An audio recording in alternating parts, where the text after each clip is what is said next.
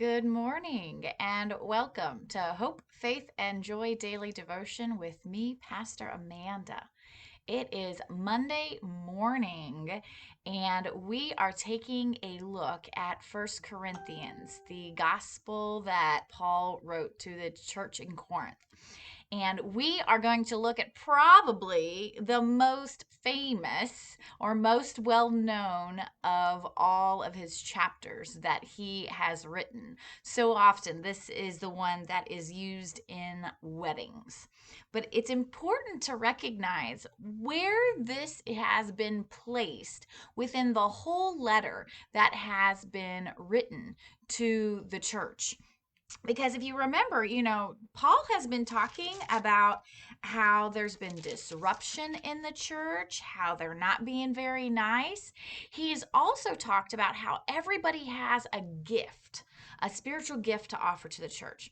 And last week, we ended with him saying, you have these gifts to offer, but I will show you still a more excellent way. So, even if you're not sure where your gifts and talents are within the the good of the church, there is something every single one of us has the ability to live into. And he said this chapter is titled The Gift of Love. Love is what it overarchingly surpasses every other gift that one might have. And so he goes into this. It's so beautiful. You just kind of got to read it. But he goes, if I speak in the tongues of mortals and of angels, but do not have love, I am a noisy gong or a clanging cymbal. And if I have prophetic powers and understand all mysteries and all knowledge, and if I have all faith so as to remove mountains, but do not have love, I have nothing. If I give away all my possessions, and if I hand over my body so that I may boast, but do not have love, I gain nothing. I think this is so important within the life of Christianity because we get stuck in these to do lists. Well, if I do this, and if I do this, and if I can show people that I have this ability, and I can show people that I can do this, but it's not from the heart of love. Really, Paul's saying you're not being very Christian. It doesn't matter if you're the most amazing speaker, preacher that ever was on this earth. If you're not loving in all your other actions, it's doing you no good. If you are if you're the nicest person in church, and you're being nice though, and it's from a heart of bitterness versus a heart of love, it doesn't it's not helping you at all understand who God is and who Jesus is. And I think that's really hard because people can be nice without being loving. People can be giving without loving. And we need to remember that. Like, I mean, we're told that if you're going to give your tithe and you're not going to do it with love, if you're bitter and upset about it, Paul will tell you, keep your tithe to yourself. We don't want your bitterness. We want your love. We want everything that you want to give out of a place of joy. If you don't like singing in front of the church, yet you have a beautiful voice, if you don't want to do it from love, don't do it. Don't do it.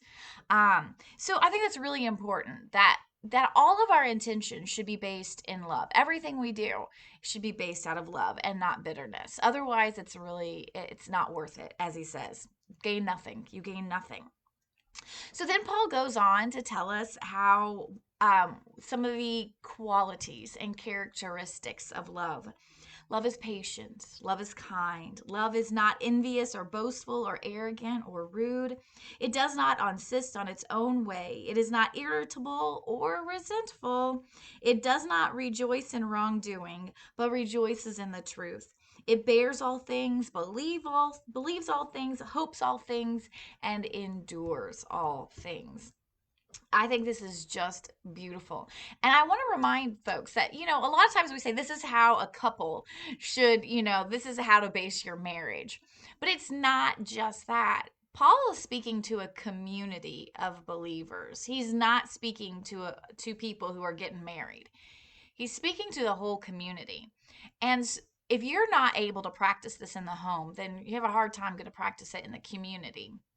But I think it's important to recognize that, like, this is the way we should encounter the world. But, like, how often do we find ourselves, cussing at the person who cut us off, or cut in line, or how we find ourselves getting impatient with having to wait for something because somebody's maybe having a problem or an issue? Like, we so often find this. I cannot tell you how many times lately I have found myself in a situation where something happens so that the encounter in front of me is taking a lot longer than anyone ever suspected. And you can see how people are getting kind of rattled and upset. And I'll come up and be like, take your time, take a breath, breathe in real quick, take a moment, it's okay. And they'll be like, just thank you for being so patient with me. And it's like, well, yeah, things happen, because it's an encounter with love. And love is as patience. I feel like our world needs more of that, more than anything else right now, is being patient with situations. And so I just think that's really, kind of things to notice that. And it's in every encounter, all of our encounters.